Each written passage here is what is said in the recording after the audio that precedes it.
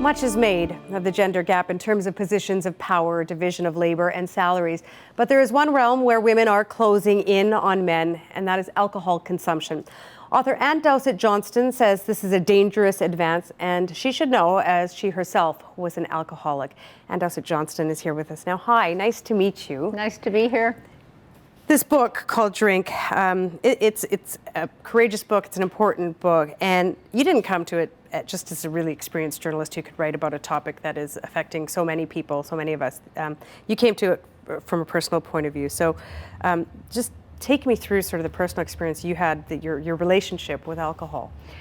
I'm the daughter of the classic 1960s alcoholic who mixed Valium and cocktails, poster girl for her era, and sadly I became the poster girl for my era, meaning very professional, award-winning journalist who slipped into alcoholism in my 50s. And that is actually the poster girl now, meaning she's female, she's professional, she's high achieving. Maybe high bottom in my case, meaning I did not lose everything. I did not go to jail. I did not crack up a car, but I realized that I was in trouble. And I realized, luckily, quite quickly, and took myself off to rehab.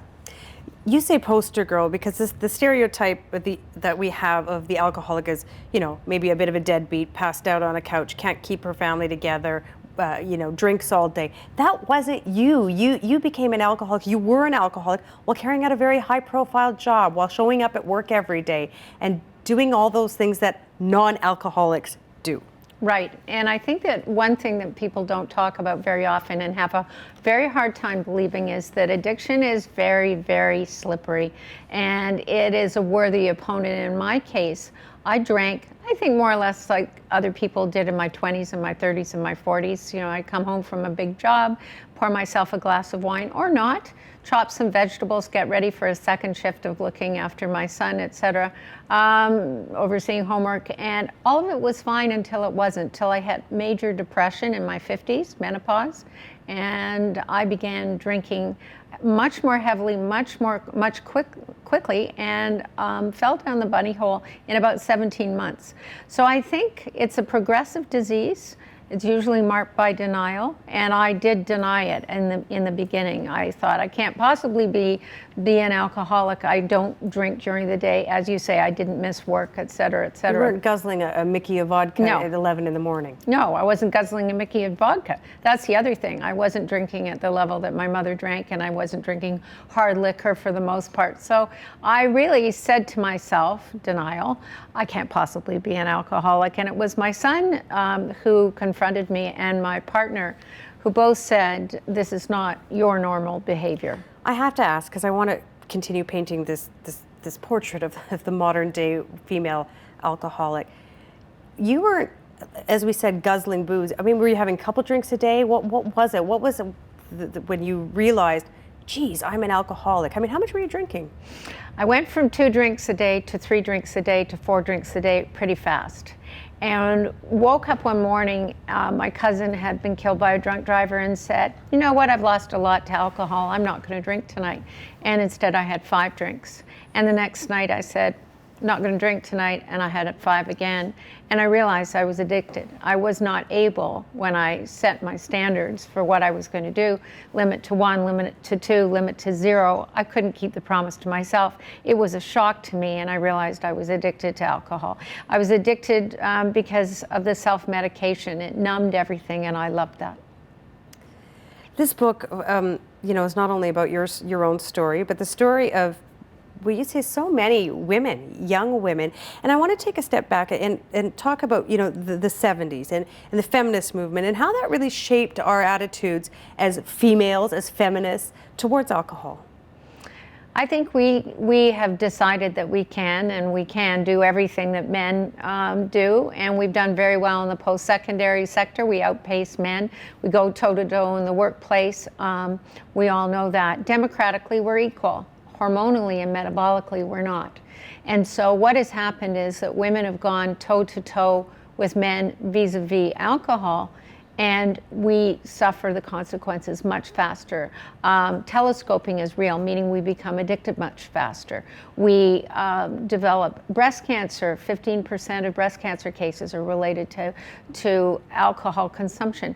And we haven't had a public dialogue about this. I'm not saying alcohol's the new tobacco, but I am saying that the alcohol industry has behaved like the tobacco industry, targeting women, and we have to be aware of that. Okay, we're going to talk about all those things that you just pointed out in more depth, but I want to just stick with this point that you describe alcohol as the modern women's steroid. Right. What do you mean by that?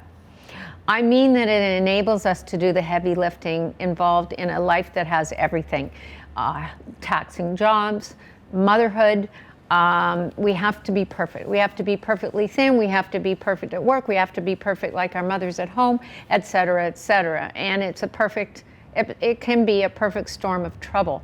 And you come home, de-stress with a glass of wine, and decompress quickly, as many people do. And usually when I'm talking to a group of women, they're all nodding their heads. Yes, I pour that glass of wine when I come home from work. And it's normalized. We live in an alcoholic culture, and it's normalized. What's not expected is that it catches up to you, and it caught up with me. Well, I guess that's the thing, Anne, is that people watching this, myself, we've all gone home, poured a glass of wine, and as I'm hearing you, or someone is watching this saying, Anne, but I'm not you. I'm just doing my 1 or 2 glasses a night to cope with being a mom, or just to relax, just because I like it. Right. What do you say? My point would be twofold. I'd say to you, look at the long term and do your counting. So if it's 2 glasses a night, every night, you're over the safe drinking guidelines for Canadian women. So 14 glasses doesn't cut it. Cuts it if 10, you're male. right? Right. So are you taking a day off? Are you actually using it to cope in life? Can you think of other things you could be doing? Having a cup of tea, doing a little yoga. Often we're all too busy and not able to. And so that would be the number. Know why you're drinking. Are you drinking to numb? Or are you drinking just to relax? You need to know what it is, and you need to be really respectful of what I will call the opponent, because addiction's real. Know your family history. If you have 2 alcoholic parents, as I did, you're really 40% or more likely to be addicted. So know what your risks are. Know if there's breast cancer in your family. Just give it the respect it's due. In your book, you talk, about responsibility and who and what should be responsible, and you talk about the alcohol industry, and I want to focus on that for a minute. When did the alcohol industry deliberately decide, hey, we're going to target women, this is who we're going to sell our goods to? It's a great story. In the mid-1990s, the spirits industry was really alarmed because beer was cleaning its clock. Beer was sports, beer was fun, beer was everything. And all the Johnny Walker drinkers were dying out, and they said, what are we going to do? And they looked at market segmentation, and they realized a whole gender was underperforming, and that gender was female. So they produced Alka-Pops, and Alka-Pops are really chick beer, starter drinks, cocktails with training wheels for young girls to steer them away from beer towards hard alcohol, spirits. And it was hugely successful. So think Mike's Hard Lemonade, think Smirnoff Ice. And what it does is, by the time the young woman is in university, she's not drinking those girly drinks, those teenage drinks. She's graduated to hard liquors. So you hit a university campus and young men and women are playing drinking games. He's drinking beer. She's drinking tequila or vodka. She's 2/3 his size, and she probably hasn't eaten. It's not an equal opportunity game. It's not just the hard liquor. There are the wines that you talk about. The wine industry really targeting young women. Right.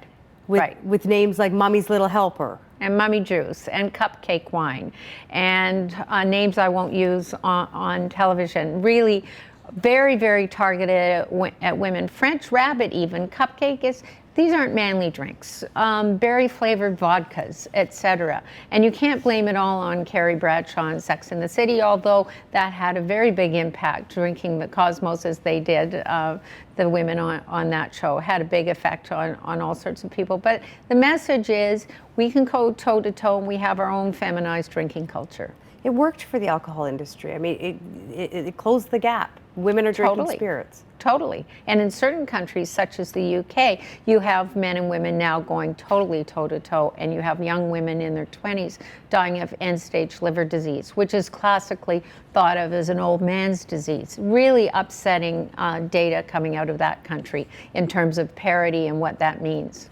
You spoke about Sex and the City and the influence of a particular TV show, and there are more that has an influence on drinking on our culture. What about social media? Where has that taken its strength from in terms of marketing to women?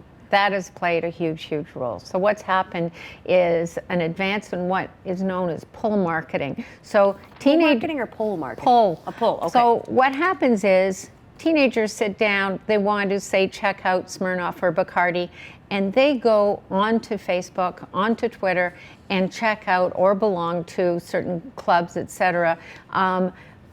With those brands. You're not sitting on your couch waiting for an ad, turning it off, watching your favorite show. You're actually going and engaging with the product, and the product becomes a person who tweets to you, who talks to you, who sends you messages. It's a very, very different kind of alcohol marketing, and I think quite dangerous. Quite dangerous, because it's engaging a lot of underage people. A lot of underage people are drawn to this kind of community, and age gating doesn't really work. Therefore, people can't tell whether you're 15 or 18. Young people have always drank. University students, rite of passage. I mean, how would you compare drinking? I should say, you worked for Maclean's and you covered university campuses and Right. did the rankings for years. You know university and college campuses Right. well. You headed up in McGill. I mean, you know this demographic well. How would you characterize drinking on university and college campuses today, 2014, versus when you were on a campus as a student? Yeah, extreme. It's become extreme. So this age group now doesn't drink and drive, but they pre-drink. They have much more alcohol in their home environment than they did when I went to university. It's expensive to go to the bar, so what they do is they load up on vodka or whatever, tequila, before they go to the bar, and they go to the bar already inebriated. That is very common. This is an age group that I'll give you an example from my alma mater, Queen's University. When you're in Frosh Week, they take a magic marker and they write your address, street address, on your forearm, because the presumption is you will pass out, you will black out that evening, and nobody will know where to return you. This way, your address is written, and It's a safety measure they do that. It's a safety measure. That's scary. That's scary. So if you speak to experts who've been watching student drinking over the years, it has become more extreme.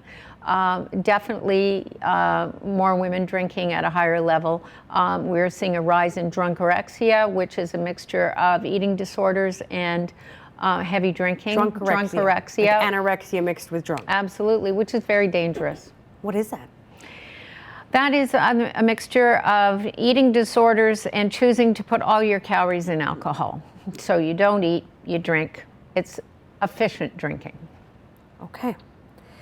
There are those, again, who may be watching and would say that drinking in your university years, through your college years, it's a rite of passage. Sure, I binge drink back then. It's something that I grew out of. It's something that we just do, Anne. We grow out of binge drinking.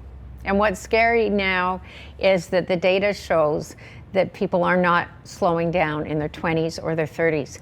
So what I find alarming is you have the age group of women between 24 and 36, those who give birth to roughly 60% plus of Canadian babies, are showing the largest uptick in extreme drinking, in risky drinking. That's alarming.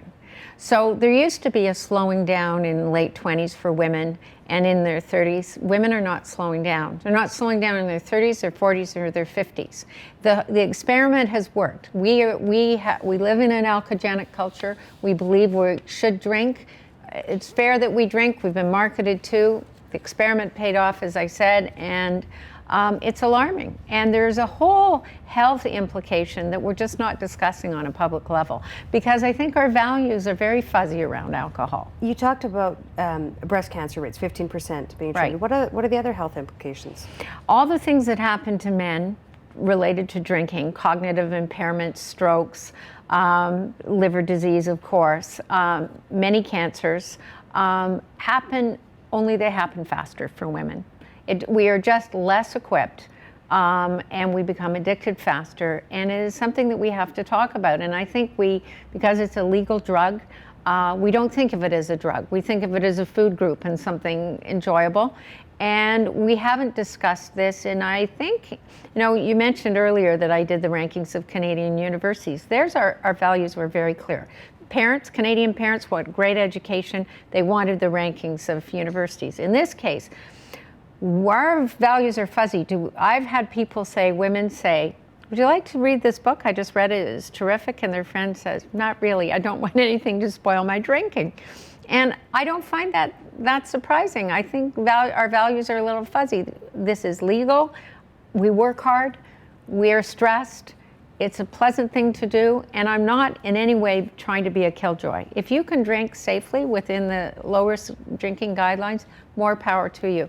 But know what the downside is. You mentioned the health. We were talking about the health things, and you said, people see it as sort of a healthy thing. It's like dark chocolate. Have a glass of wine. It actually has health benefits. Right. It doesn't have the health benefits that we think. If you were really drinking for your health, you'd have one drink every 2 days. That's not a common habit. So that's number one. We know all the risks of tanning beds. We know all the risks of trans fats. We should just know, I think, that this is a little riskier, and more people than I think we understand fall down that bunny hole of addiction. And it is not amusing when you do. I want to talk a little bit about responsibility, and you talk about it in the book, not about blame, but about responsibility and who has to be responsible for this epidemic that we are seeing in society. But I want to read you something. This comes from Slate contributor Emily Yoffe. She wrote this last year. It has to do with drinking and sexual assault. So take a listen to this, Anne. Here's what she wrote. Let's be totally clear. Perpetrators are the ones responsible for committing their crimes, and they should be brought to justice. But we are failing to let women know that when they render themselves defenseless, terrible things can be done to them. Young women are getting a distorted message that their right to match men drink for drink is a feminist issue. The real feminist message should be that when you lose the ability to be responsible for yourself, you drastically increase the chances that you will attract the kinds of people who, shall we say, don't have your best interests at heart. That's not blaming the victim. That's trying to prevent more victims.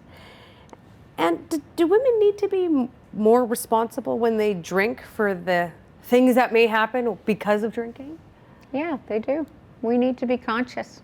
We need to be conscious, and I know that was a very inflammatory article, and there was a lot of backlash and discussion of it. But we have seen take the Rehtaeh Parsons case. We have seen so many sad situations in recent years of young women putting themselves in compromising positions sexually, of having photos on Facebook, and then in several cases, high profile cases, taking their lives.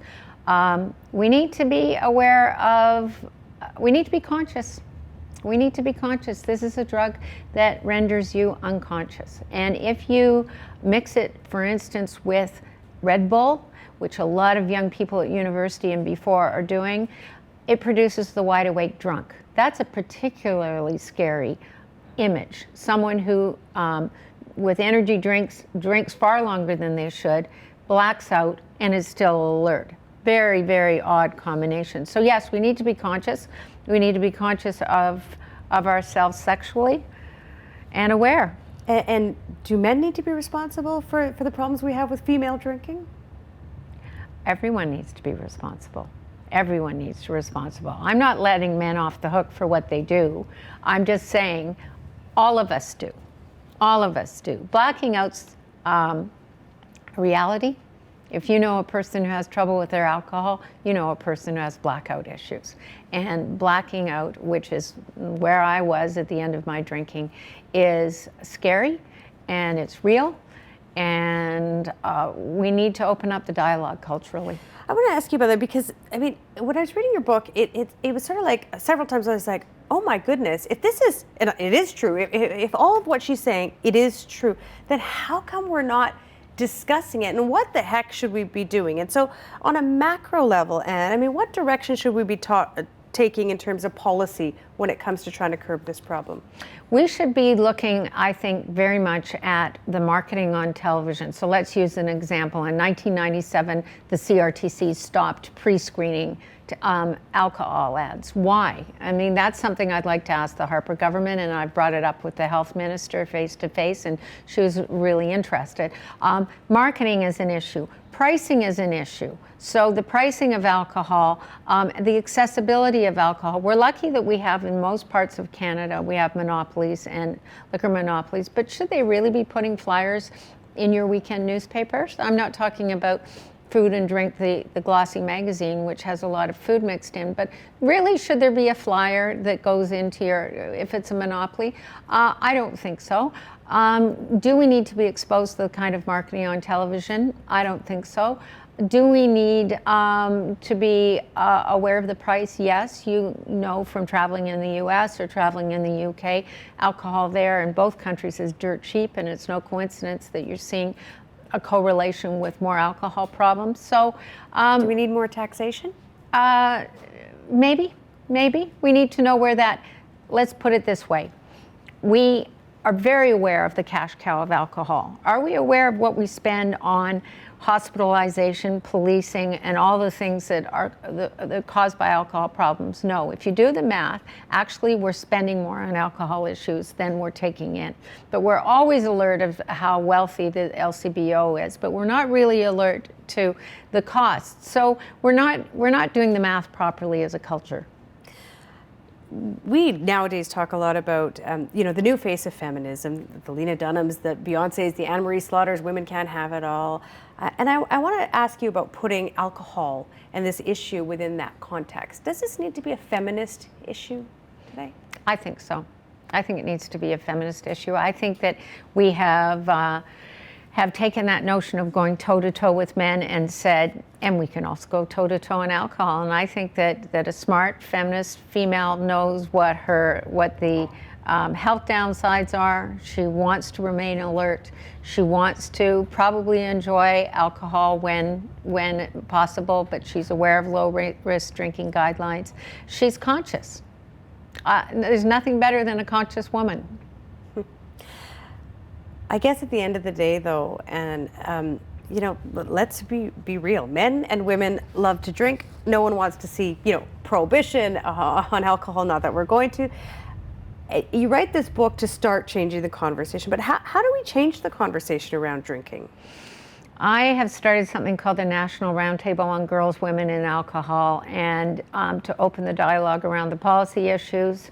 I have also been part of the founding group of something called Faces and Voices of Recovery to say recovery can look like this. It's not the man under the bridge that's swigging from a brown paper bag, but it can look like this, a person who has a great life and pays her taxes and is in recovery. So I think we open the dialogue, much as people did around the issues of mental health. We open the dialogue around addiction. We open the dialogue around what safe drinking guidelines are. We just open the dialogue around the health issues, and we treat it with respect. I want to thank you for writing this book. Again, I go back to, it was interesting reading it because I thought, wow, this is all true, and yet it's a conversation we aren't having at large in society. So thank you for writing it. Thank you for coming in today. Thanks for having me. Support Ontario's public television. Donate at tvo.org.